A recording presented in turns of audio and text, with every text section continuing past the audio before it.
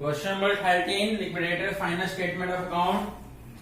Question number 13 में देखिए preference share holder equity share holder दिए हैं। प्रेफरेंस शेयर होल्डर दिया 1000 और इक्विटी शेयर होल्डर 2 दिए हैं। एक 2000 इक्विटी शेयर होल्डर है जो कि फुल्ली पेड अप है, लेकिन जो 3000 इक्विटी शेयर होल्डर है वो पार्टली पेड अप है। 100 रुपए उन्होंने 50 रुपए पे किया है। बाकी क्वेश्चन में बहुत सारी लायबिलिटीज और एसेट्स बाकी चीजें जो दे रखी हैं, डिवेंचर्स दे रखा है, कह रहा है उसके बाद mortgage on land and loan and building है, ट्रेड पेबल है, इनकम टैक्स है, बाकी एसेट्स दे रखा है।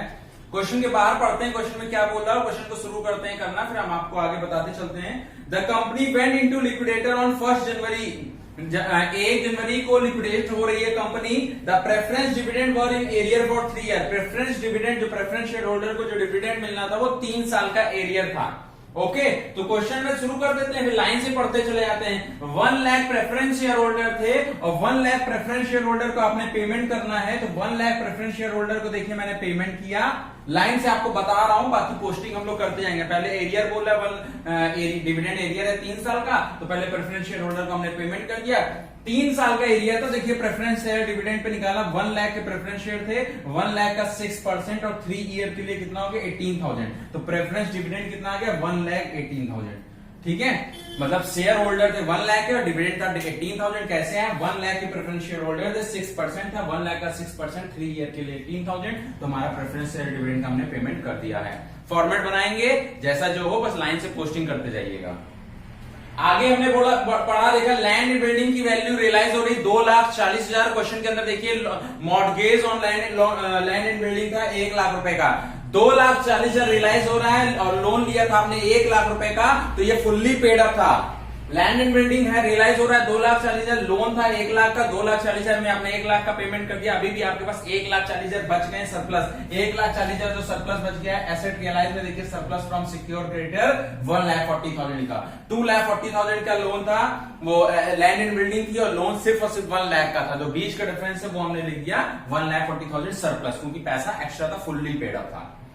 फिर प्लांट एंड मशीनरी पे कुछ नहीं है, इन्वेंट्री पे कुछ नहीं है, ट्रेड रिसीवेबल पे कुछ नहीं है, जैसा दे रखा वैसे वैसे हमने तीनों चीजें उतार दी। क्वेश्चन के अंदर कैश एंड कैश इक्विवेलेंट 30,000 दे रखा था, हमने उतार दिया।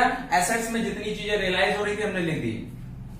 पैरा चेंज होकर के लिखा है एक्सपेंसेस ऑन लिक्विडेशन एक्सपेंसेस। 8,000 रुपए का एक्सपेंसेस हो रहा था, तो हमने एक्सपेंसेस को 8,000 रुपए देखिए शो कर दिया है। फिर उसके बाद क्वेश्चन में लिखा हुआ लिक्विडेटर को कमीशन मिलेगा 2% एसेट पे और 3% amount distributed to unsecured creditor पे। एसेट पे 2% बोल रहा है, तो देखिए रेमोनरेशन मैंने निकाला एसेट पे, तो यहां पे सरप्लस 1,40,000, लेकिन लैंड एंड बिल्डिंग कितने की थी 2,40,000 और 2,40,000 एसेट टोटल जितनी 2,40,000, ये 1,40,000 नहीं लेंगे बल्कि कितना लेंगे 2,40,000, क्योंकि टोटल 2,40,000 की लैंड एंड बिल्डिंग थी। 1,80,000 लिया हमने, 70,000 हमने लिया और 60,000 लिया। टोटल हमारी एसेट रियलाइज हो रही 5,50,000। 5,50,000 का 2% कितना आ गया 11,000।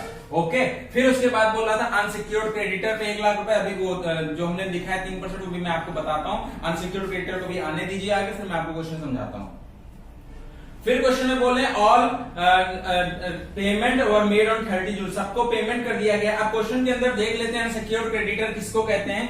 देखिए अनसिक्योर्ड क्रेडिटर आपको पता है, या तो सिक्योर्ड क्रेडिटर साफ साफ दिया होगा या प्रेफरेंस दिया होगा। जो नॉर्मली करंट लायबिलिटीज होती है हमारी क्या होती है, अनसिक्योर्ड होती है। क्वेश्चन के अंदर ट्रेड पेएबल दे रखा है 90,000 का और इनकम टैक्स है 10,000। वैसे तो इनकम टैक्स हमारी प्रेफरेंस होती है, लेकिन जब भी प्रेफरेंस क्वेश्चन के अंदर दिया होता है, जैसे कि when creditor is paid in full, जब सब कुछ पेमेंट करते हैं, जब क्वेश्चन में लिखा है क्रेडिटर को सारा पेमेंट कर दे रहे हैं, तो हमें प्रेफरेंस और अनसिक्योर्ड से मतलब नहीं होता। अगर क्वेश्चन में ये लिखा होता कि प्रेफरेंस क्रेडिटर को पेमेंट किया जाएगा, तो प्रेफरेंस क्रेडिटर को पेमेंट किया जाता, तब इनकम टैक्स को पेमेंट किया जाता और ट्रेड पेबल का पेमेंट ना किया जाता। लेकिन ऐसा क्वेश्चन मैंने लिखा तो टोटल पेमेंट करेंगे 1 लाख रुपीस का। देखिए हमने अनसिक्योर्ड क्रेडिटर टोटल कितना मान लिया 1 लाख, क्योंकि हमने टोटल पेमेंट करना 90,000 प्लस 10,000 1 लाख। 1 लाख के क्रेडिटर का पेमेंट किया, इसी 1 लाख का इनको 3% दे देंगे, क्योंकि क्वेश्चन बोला जितना अनसिक्योर्ड क्रेडिटर को पेमेंट दोगे उसका 3% हमको दे देना। ओके, तो लिक्विडेटर का रेमोनेरेशन आपको समझ में आ गया, कॉस्ट ऑफ डिवेंचर समझ में आ गया, आपको जैसे जैसे क्वेश्चन में दिया था सब कुछ समझ में आ गया। अब इतना तो क्वेश्चन के अंदर दिया था, बाकी आपको अपने आप दिमाग लगाना है। क्वेश्चन के अंदर डिवेंचर दिया है, डिवेंचर क्वेश्चन के अंदर देखिए कितना दे रखा है 1 लाख रुपए का दिया है और 6% डिवेंचर है। ठीक है, floating charges on all they रखा है क्वेश्चन के अंदर। ठीक है, तो डिवेंचर हमारा था, अब हमारे लिक्विडेशन का, तो लिक्विडेट कंपनी हो रही है 1 जनवरी को और पेमेंट हो रहा है 30 जून को। तो इंटरेस्ट ऑन डिबेंचर हम निकालेंगे, 1 जनवरी को लिक्विडेट हो रही थी लेकिन पेमेंट कब हो रहा था 30 जून को, तो 6 महीने का इनको इंटरेस्ट देना पड़ेगा। 1 लाख का डिबेंचर था, 6% 6 महीने के लिए आ गया 3000, तो डिबेंचर होल्डर को 1 लाख प्लस 3000, टोटल हमने 1,03,000 का पेमेंट कर दिया है। यहां तक आपको समझ आ गया होगा, ठीक है। अब हमने क्वेश्चन में कुछ नहीं किया है, बड़े से छोटे को हम माइनस करेंगे, बड़े से छोटे को माइनस करेंगे, हमें पेमेंट करने की बारी थी। सब कुछ क्वेश्चन में जो दिया हुआ था हमने लिखा 4,80,000 था, जिसमें से 14,000, 8,000, 1,03,000, 1 लाख एंड 1,18,000 हमने टोटल सब कुछ बड़े से छोटे को माइनस किया। हमारा टोटल आंसर आ रहा था 1,37,000। 4,80,000 में से बड़े से छोटे को माइनस किया, सबको पेमेंट करोगे, जो पैसा बचेगा वही तो इक्विटी शेयर होल्डर को देंगे हम। बड़े से छोटे को माइनस किया, हमारा आंसर आ रहा है 1,37,000। ओके, यहां तक तो हमें क्वेश्चन समझ में आता है। 1,37,000 पेमेंट आ रहा है। 1,37,000 में से क्वेश्चन में क्या दिया हुआ है, 1,37,000 में क्वेश्चन के अंदर दिया हुआ है कि 1 लाख रुपीस का क्वेश्चन के अंदर लिखा हुआ। आप देखिए मैंने पहले पेमेंट कर दिया, 2 शेयर होल्डर हैं, बात समझिएगा, बड़े से छोटे को माइनस किया, आंसर आ रहा था 1,37,000। आपके पास 2 इक्विटी शेयर होल्डर थे, एक 2,000 और एक 3,000। आपके पास टोटल 5,000 इक्विटी शेयर होल्डर थे, तो 2,000 और 3,000 जो इक्विटी शेयर होल्डर थे, उन इक्विटी शेयर होल्डर में क्वेश्चन में ये बोला है कि एक equity share holder partly paid up है, एक equity share holder fully paid up है।